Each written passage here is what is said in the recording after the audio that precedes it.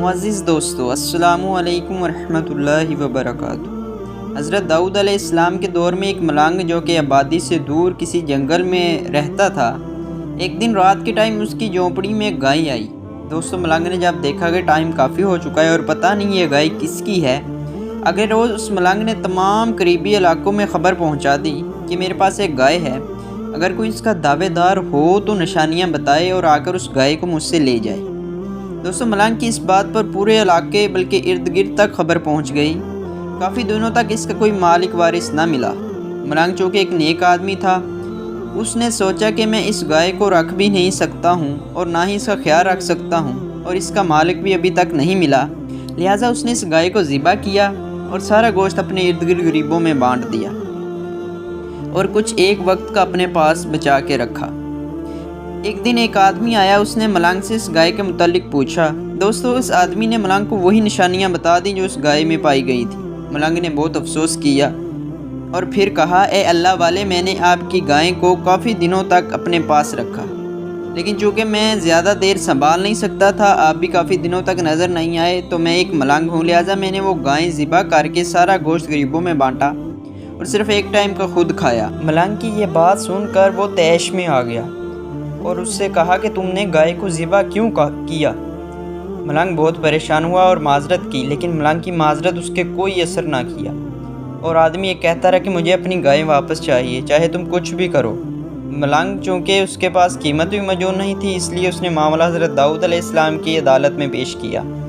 حضرت داؤد علیہ السلام نے جب بات سنی تو فرمایا کہ میں ایسے فیصلے خود نہیں کرتا، فیصلہ تو میرا رب کرتا ہے، لہٰذا تم دونوں کل میرے دربار میں حاضر ہو جانا، پھر جو بھی فیصلہ آئے گا تم دونوں کو ماننا پڑے گا۔ دوستو، وہ آدمی اور ملنگ ٹھیک اگلے دن داؤد علیہ السلام کے دربار میں حاضر ہوئے۔ لوگ جمع ہیں۔ داؤد علیہ السلام نے فرمایا کہ میرے پاس اللہ کی طرف سے 4 فیصلے آئے ہیں، اگر آپ ان چاروں میں پہلا نہیں مانیں تو دوسرا لاگو ہوگا، اور دوسرا فیصلہ نہیں مانیں گے تو تیسرا لاگو ہوگا، اور تیسرا فیصلہ بھی نہیں مانیں گے پھر چوتھا لاگو ہوگا۔ لیکن یہ بات یاد رکھیں، اگر آپ نے پہلا فیصلہ نہیں ماننا، دوسرا لاگو ہوا تو پھر پہلے والے فیصلے کی طرف واپسی نہیں ہوگی۔ اس طرح جو فیصلہ نہیں مانیں گے اگلا لاگو ہوگا۔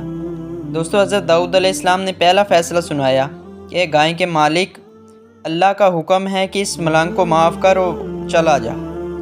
آدمی کہنے لگا کہ مجھے یہ فیصلہ قبول نہیں، میرے ساتھ ظلم ہوا ہے، لہٰذا میں یہ نہیں مانتا۔ دوسرا فیصلہ لاگو ہو گیا۔